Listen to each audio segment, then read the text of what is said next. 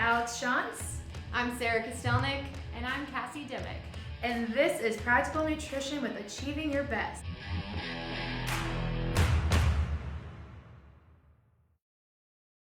We're going to be talking about supplements. Now, I don't know about you guys, but I get asked about supplements all the time. All the time. There's so many different kinds. In every health market section or store, you look at the wall and it kind of just stares back at you and you're like, where do I begin? Yes, and it's so tempting because it's a quick fix for stuff, and so and that's why I think a lot of people like to do it, but unfortunately you can't take a pill and get in better shape or be healthier, and so still have to work hard. So if there was a magic pill to be the healthiest person you could be, we'd all be taking it. Yes, I would be. But unfortunately, there's not that, and supplements can be confusing. So I think we're going to kind of debunk some things today. For sure. Through it. Yeah. Alex, I think you found like a crazy statistic about the supplement world. Yes. So I've read that the supplement industry itself makes about $40 billion a year, and I'm sure that's probably in the low end, and it's only getting higher because as I look at the supplement wall, now becoming like buildings of supplements, there's more and more out there, and it just is getting more and more confusing. And there's about 50,000 different supplements out there. Jeez. So I understand why we're all confused because it's really hard to determine what exactly we need. And I know today we're going to look more so at powdered greens because that's something that us three have gotten lots of questions about, at least recently. So yeah. Right. So powdered greens is going to be our supplement of choice today. I'm sure there will be future videos or podcasts that we talk about that debunk or just explain a little bit more about other supplements. But to start off with, so powdered greens, what are they?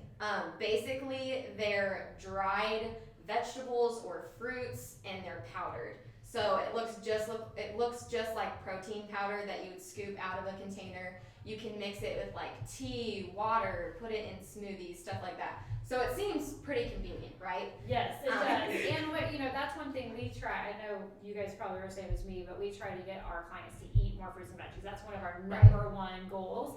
Everyone's busy, and this is a super easy way that is marketed for you to get 10 servings or whatever the bottles say that you can get from this little teaspoon of powder. So well, and not just giving you your RDA for it, but usually there's like 200% of like B vitamins or like 300% or something. So it's usually even over what's recommended. Right. So just some claims that I've seen of powdered greens, which sound awesome. Boost immunity, boost energy levels, boost exercise performance, increase nutrient absorption, induce fat loss, aid hormonal health, diabetes management, and improvement of blood sugar control. Yes. Wow. One scoop can do that. And I'm sure there's even more than that. Like one I see a ton is that term superfood. Yes. This supplement is a superfood, which there's not really any science backed by the term superfood. It's really just a buzzword. There are definitely foods that provide lots of good vitamins, minerals, antioxidants, nutrients, but there's not necessarily a superfood out there. And it's really just a buzzword. In 2015, there was a 36% increase globally in the number of foods and beverages launched that were labeled as a superfood. So that's just, again, a term that they're using to help you buy that product. Yeah, and another term they use is whole foods, because I think that's the thing that, this is different than a vitamin that they extract one nutrient out. Maybe you're taking a B vitamin or something like that. They really market this as a whole food. And so that's something that we always recommend are whole foods. Yeah. But it's a very processed whole food. And just for clarification, processing involves taking the original product and putting it into another form. So a lot of people are almost just misinformed of what process means when you see, there's beets, there's carrots, there's broccoli, and that's not whole food, it's processed, just like Cassie said. Yeah. Yep. So let's just get right into it. First off, what's the difference between consuming a whole food versus in that powdered form? What are some things? The big one I always tell people is the synergy of nutrients. And so it's amazing if you start looking into it what food products have in them that are whole foods that work together. So one nutrient may be absorbed with the help of another nutrient that just happens to be in that food, you know. Right. And so to me, it's pretty amazing what food does and how it works together. And you know, when you're looking at research on the benefits of a lot of those nutrients we're talking about, they show benefits from a whole food or actual food that you would eat versus a supplement that doesn't show the same benefits. So you can't just take out one thing and expect it to work the same way. Or maybe they take out one thing and they test it in a study and it's in vitro, which means that it's a test tube study. So they may look at like an antioxidant that and how it can, you know, diminish free radicals in a test tube. Well, when you put that, what we call in vivo, which is in your body, it doesn't always act the same way. And often it doesn't have the same effect, or maybe it has a negative effect. And so you can't translate that one nutrient in a test tube into something that's in your body. And again, other nutrients impact how it's absorbed too. Right. Yeah. And like for example, lycopene, which is in like your red colored fruits and vegetables, it's an antioxidant within those fruits and veggies, and it's not as well absorbed whenever it's not consumed in a whole food form compared to in a supplement, for example. Right. Your body also reacts differently when consuming something in a powdered form than consuming something in whole foods form. One is a thermic effect of food that we've talked about before. Your body does have to work to break down those whole foods rather than just getting it in a powdered form, which will in turn release more energy, and you will burn more calories eating those foods. Yeah, it's a good thing. Yeah, it is a good thing. It's not a lot. We're not sitting here saying, oh, you're going to increase your metabolism by 50%, but it is something to think about, right? And whenever, at least for me, when I drink something versus when I eat something, my body is almost confused. It's like, did I just eat or did I just drink? I don't know, right? Yeah, right, exactly. And at least for me, kind of like you were saying, it's a lot of times not as satisfying drinking something than eating something.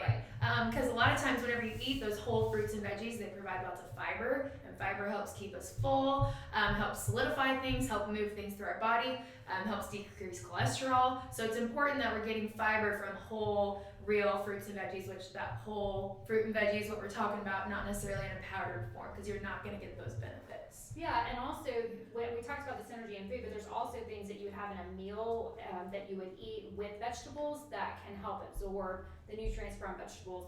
So fruits, not as much, but with vegetables you would add fat to that maybe, and so like lycopene in tomatoes is absorbed better whenever it's cooked and it has fat with it, and so you miss out on that if you're drinking it with water by itself, which is what a lot of people might do, or they'll add it to a smoothie and maybe they'll have some of those fats added to it. So. Right.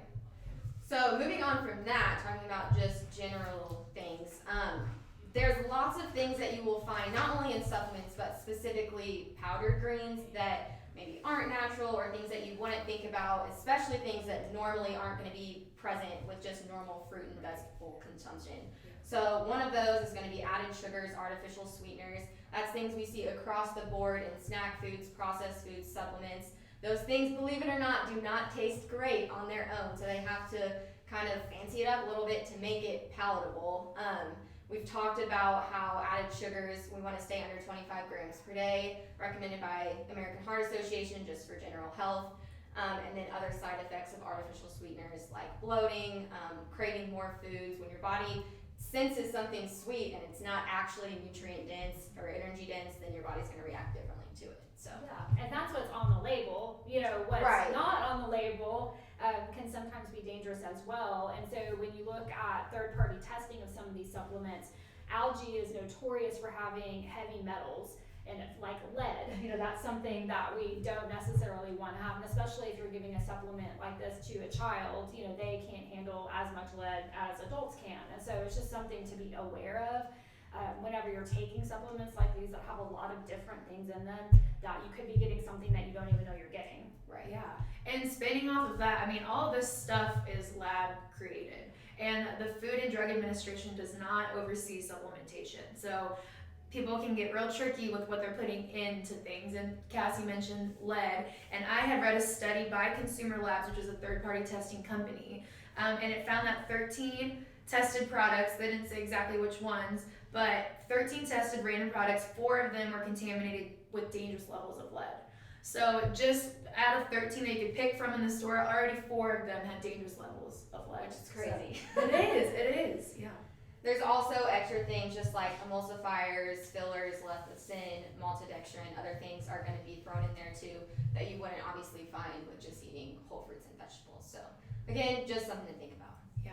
All right, we're going to move on to our thoughts as dietitians about, let's just talk about powdered greens because we could say so many different things about other supplements specifically. But first and foremost, you can't out-supplement a poor diet. All right, this is not an excuse to not eat fruits and vegetables. I know I've talked to clients, just general people that are like, here's my 6 pills, here's my powder in my drink, I'm good to go. And then we look at their food recalls and they've had maybe a fruit, maybe a vegetable, and that's it. So it's not the same thing. You're not going to reap the benefits like Cassie had talked about before, the synergism that's seen with those foods. So you can't out-supplement it, you guys. Bottom line. Unfortunately, and research that shows the benefit of fruits and veggies is from fruits and veggies, right. And so it's not shown to be the same from a supplement. So you're just not going to get the same benefit. So don't kid yourself. Exactly. Don't kid yourself.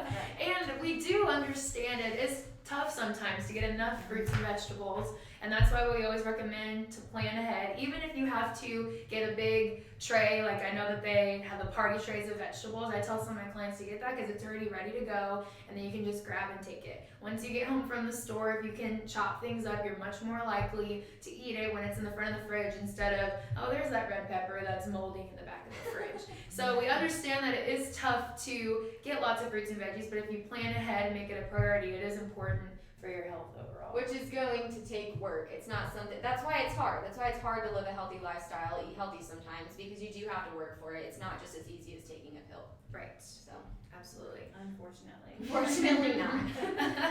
And then from spinning off of what everybody else was saying, a supplement is used to supplement the diet. You're kidding. It's literally in the name. So it's important, again, I know I don't want to keep I do want to keep reiterating this, that it is only to supplement your diet. So you don't want to take supplements to reach all your vitamins and mineral needs. You want to be sure you're getting it through whole foods. And if you need to supplement with something else, then that's fine. Like if you feel like you're lacking something, which come see a dietitian so we can assess what you're eating throughout your day and then determine if you maybe do need a supplement. And we would recommend brands that aren't gonna give you toxicity of anything or that we know are third-party tested.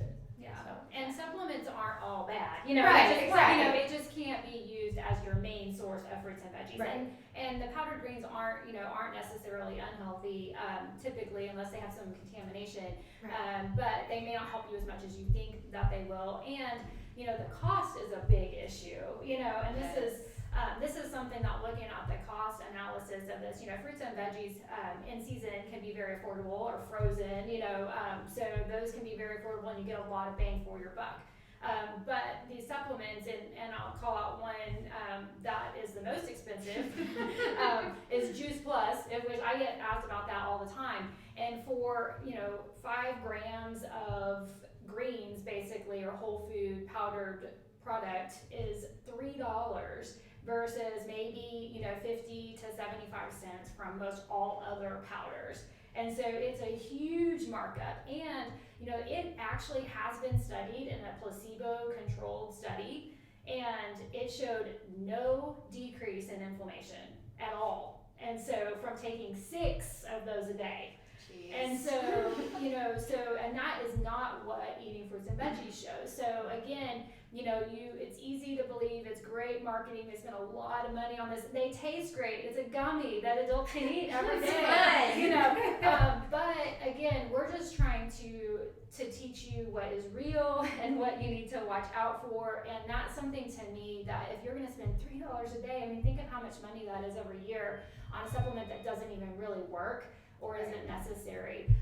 So those are things that we don't want to see. So just be careful with marketing and price, because if you want to add in powdered greens, I would say, okay, make sure it's one that doesn't have contamination, is third-party tested, and make sure it's not something that's going to be outrageous in the price as far as buying it. So. Well, and going off of that, I did a little just quick search of popular supplement brands and what their green mixture, whatever it is, concoction contains. And one of them that I found was 30 servings. It cost $60, so that's about a month. And it contained 55 ingredients, including natural flavors, guar gum, xanthan gum, salt, and maltodextrin. Why? Why am I paying $60 for 55 ingredients and all that extra stuff in there that we just talked about? So again, just something to think about. And then I did look at one from like Walmart that was cheaper, because that's probably where, me being more newly graduated from college, I always look in the supplement section at Walmart because it's pretty cheap. So there's one for $15 that had 24 servings, and it had 65 ingredients, including stevia, maltodextrin, lecithin, cornstarch, and silicon dioxide. Yum. I definitely want that in my tea. Yeah. And that's not necessarily the best way to get some of these things, because you mentioned, the probiotics, for example, if you have a tub that you're scooping out of, that's not going to be temperature controlled, that's not going to be humidity controlled. Probiotics don't thrive in that type of environment, so it's maybe not the best way to get some of these extra added benefits. Going back to the algae part of it, spirulina and some of the things that are in a lot of these green powders, they don't tell you how much of each thing is in there. And they might just say, this product has been shown in some research to decrease triglycerides, for example, which algae has been, but that's probably 5 to 10 times of the amount that you would get in a serving of this. So again, the claims don't always, they don't always make sense if you actually look at how much you're getting, and then also, is it in the body, out of the body, those types of things. So just always be careful with these health claims that supplements are giving you.